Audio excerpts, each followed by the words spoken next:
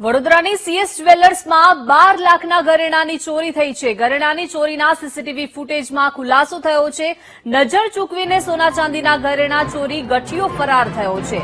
Laxmipura police સ્ટેશનના હદ વિસ્તારનો આ બનાવ જે છે તે સામે આવ્યો છે। નજર ચૂકવીને ગઠિયો ફરાર થતો જોવા મળી રહ્યો છે। સીએસ જ્વેલર્સમાં આ ચોરીનો બનાવ બન્યો છે। વધુ માહિતી સાથે સંવાદદાતા માનુ જોડાઈ ગયા છે। માનુ, વડોદરાની સીએસ જ્વેલર્સમાં 12 લાખના ઘરેણાની ચોરી અને ખુલાસો પણ સીસીટીવીના આધારે થયો છે। શું વિગતો?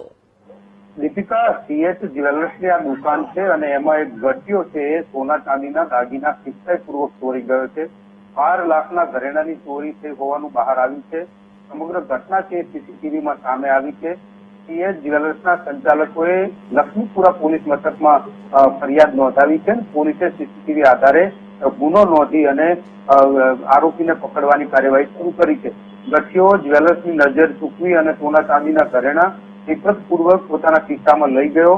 આ સમગ્ર ઘટના સીસીટીવીમાં દેખાઈ ત્યારે સીએસ જ્વેલર્સના સંચાલકે ફરિયાદ નોંધાવી છે।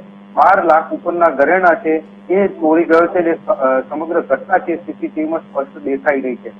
શહેરમાં ગુનેગારો અને કાયદો વ્યવસ્થા નથી રહ્યો, નથી ડર રહ્યો એવી આ સ્થિતિ છે અને સીએસ જ્વેલર્સની ફરિયાદના આધારે અત્યારે લક્ષ્મીપુરા પોલીસે તપાસ ચલાવી રહી છે। જી, આભાર માનુ વિગત આપવા બદલ।